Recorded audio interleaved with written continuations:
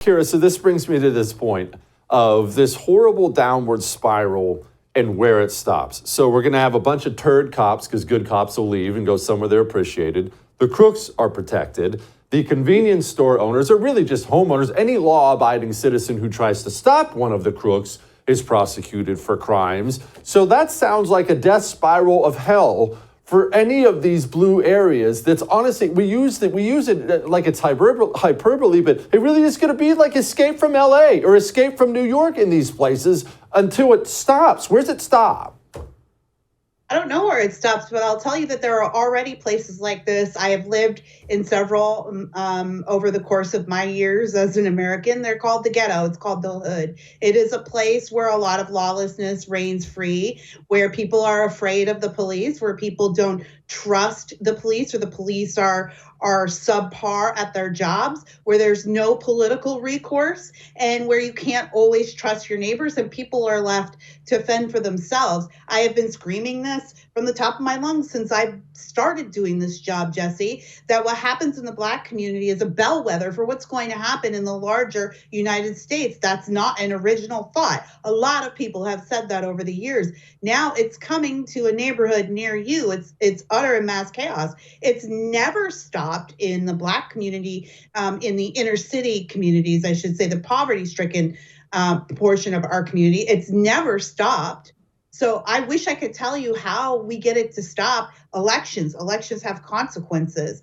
People who live in blue cities in the inner city don't seem to have the political willpower to change it.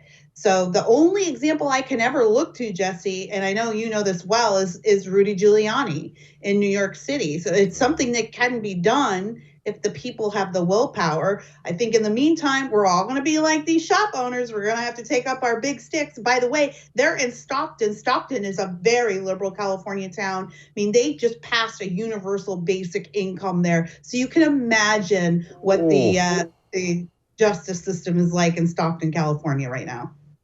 Yeah, those convenience store clerks are officially in some very serious trouble. Well, okay.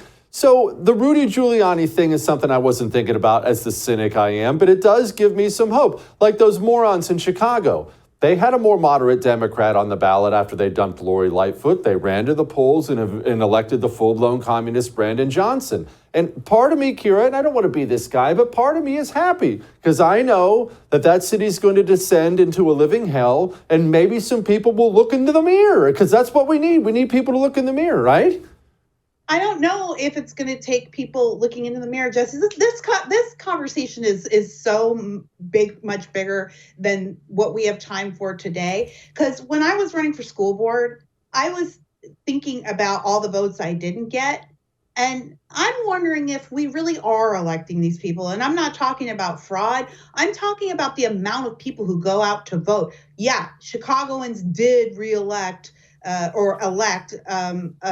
a Marxist idiot. We just did the same thing in LA when we had the chance to elect a moderate. But I think in LA, like 7% of the people vote there. I don't know what it is in Chicago, but I bet it's pretty low. And I bet the unions cover that spread just by making their people get out and do it themselves. So this is a multi-layered problem. I think what you're seeing happening with school boards across the country, with parents busting up the teachers' unions, the GOP needs to replicate that across the board. They need to go after the unions. I know that's going to be hard for those in D.C. because you've got the Uniparty in D.C. and they're all supported by the unions in one way or another. But you get a few brave souls like Giuliani in the 80s and 90s, who are willing to pull the trigger on some things, who are willing to risk not getting reelected. You go after the unions, you break that, and you start letting people vote honestly. We could see a change, but there's just a lot of uphill terrain to cross right now. I suggest, and I mean this quite seriously, but I suggest that if you can, you should go buy a gun and you should learn how to defend yourself and your family. It doesn't look like the government, local or federal, is coming to your rescue anytime soon. Yeah. Kira, I hate to even ask it, but I'm going to ask one last one and I'm just going to let you go. You mentioned the 7% voting in LA, probably similar in Chicago, but you can point to these numbers honestly in red areas, blue areas. the oftentimes shockingly low voter participation levels. And Kira, I'm sorry, but we deserve this country. This is the exact disaster we deserve. We can't wake up, we can't get engaged, can't turn the game off, can't stop ordering DoorDash for 15 minutes to go down and vote. In my blood red Texas town, Kira, I was me and one ancient man who looked to be about 10,000 years old were voting last time there was a local election in here. Until people care, we deserve this place. No, we get the government we deserve. I mean, for sure, I believe that. But look, this is a larger issue, again, than just one thing or the other. I point this out in my book that you talked about at the top of the show, Jesse, Drawing Lines. You can go look that up at Amazon. But I talk about why education is so important. And as a matter of fact, I'm going to be focusing my message moving into 2024 for the GOP on getting them involved in education, because the GOP needs to look at education not just as a battleground when it comes to what's happening with the kids and their gender identity and all that, but as educating the future, educating your future voters. The reason why you and that ancient old man, God bless his soul, were the only ones voting is because we have totally thrown out education when it comes to patriotism, patriotic education, educating our children on the apparatus of government and the part they play. It wasn't that long ago that that was a huge cross-section of American public education. Ironically, I've been reading through the Florida curriculum, which is under so much fire lately for one single sentence. In 216 pages, Jesse, I read all 216 pages. You can go to my podcast, Just Listen to Yourself, to hear me talk about what I found in there.